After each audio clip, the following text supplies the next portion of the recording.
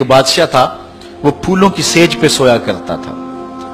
खादिमा उसके लिए फूलों की सेज बछाया करती थी। मुद्दत गुजर गई, फूलों की सेज पे सोने का आदी था। एक दिन खादिमा ने सोचा, लौंडी ने सोचा, रोजाना बादशाह इस सेज पे सोता है, पता नहीं क्या लुत्फ होगा। उस सेज का लुत्फ उठाने के लिए वो भी लेट गई। सेज तैयार करने के बाद एक लम्हे के लिए कमर सीधी की तो सारे दिन की थकी हुई थी, आंख लग गई। बादशाह वक्त पर अपने उस खास कमरे में दाखिल हुआ तो एक लौंडी को फूलों की सेज पे सोया हुआ देखा तो गैरत से जल भुन के कबाब हो गया। एक लौंडी की ये औकात कि बादशाह की सेज पे सोए।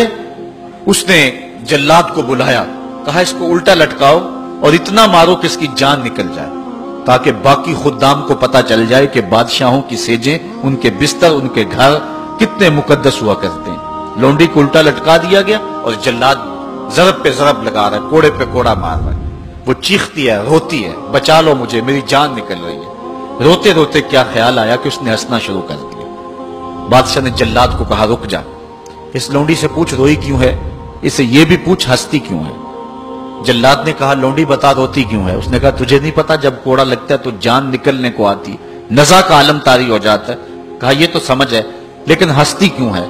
कहा, हंसी मुझे इस बात से आई है कि चंद लम्हों के लिए सोई हूं, इतनी तकलीफ काट रही हूं, सोचा उम्र भर हो गई सोते हुए, जिसको उसका क्या बनेगा। जिसकी जिंदगी बीत गई इस सेज पे सोते हुए, उसका क्या बनेगा। साहिबो, ये दुनिया फूलों की सेज ना बनाएं, इस दुनिया को अल्लाह की इबादत के लिए गुजारें, जिक्र फिक्र में गुजारें, सहरी के वक्त उठ के मुसल्ले पे खड़ा होकर रोना सीखें, अल्लाह के हुजूर आए, रिज़्क की तलाश में राज़िक को भूल ना जाएं।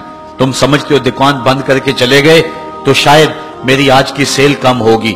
सेल देने वाला, रिज़्क देने वाला, रिज़्क के दरवाजे खोलने वाला वो रब है। जाओ उसके हुजूर जाओ और जाके उससे मांगो। आज इस दुनिया के अंदर आप कहीं मुलाजमत करते हैं, 8 घंटे की ड्यूटी देना होती है। उन 8 घंटों के अंदर आपका मालिक आपको बुलाए, सिर्फ 8 घंटों में एक आरजी मिल्क आपके ऊपर रखता है, तो आप दौड़ के जाते हैं कि नहीं जाते।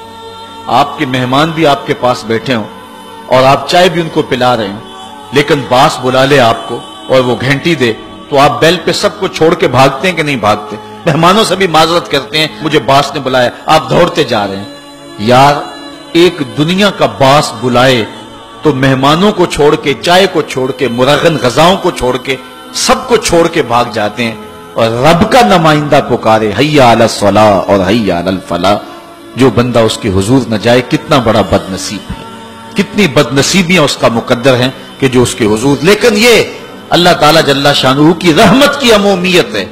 अगर आज 8 घंटे के लिए आप कहीं ड्यूटी करते हैं, वो आपको आवाज दे और आप ना जाएं तो वो आपकी नौकरी खत्म कर देगा, आपको सख्त सजनश उसी वक्त करेगा या फिर आपको फारिग कर देगा।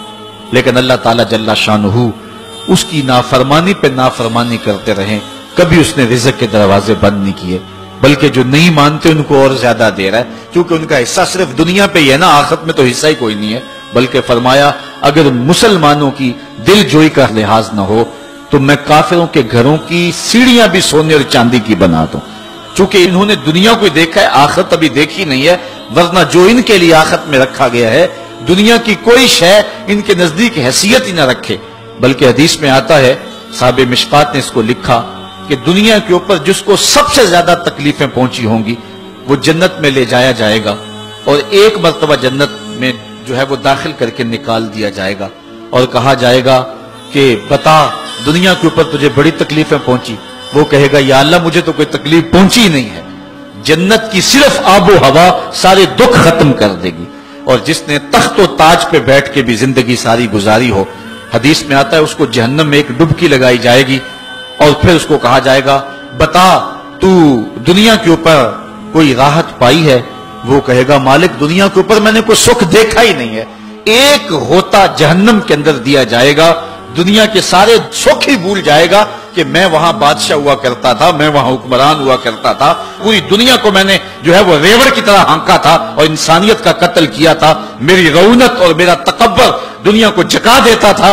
उसको कोई शय और अपनी कोई आकड़ और कोई बात याद नहीं रहेगी, सिर्फ एक डुबकी की बात है।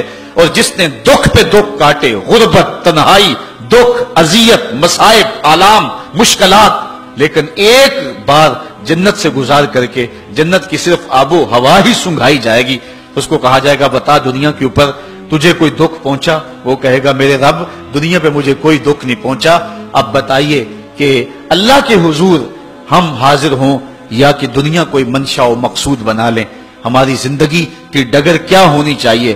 پہلی بات تو یہ ہے کہ جنت کے مقابلے میں اس دنیا کی حیثیت ہی کوئی نہیں، اور دوسری بات اگر دنیا کے اوپر ہم عزتیں سرخرویاں جس کو ہم سمجھتے ہیں یہ سرخرویاں ہیں وہ پا بھی لیں تو وہ کتنا کو عرصہ ہے، پھر اس کا حساب بھی تو ہم نے دینا ہی دینا ہے۔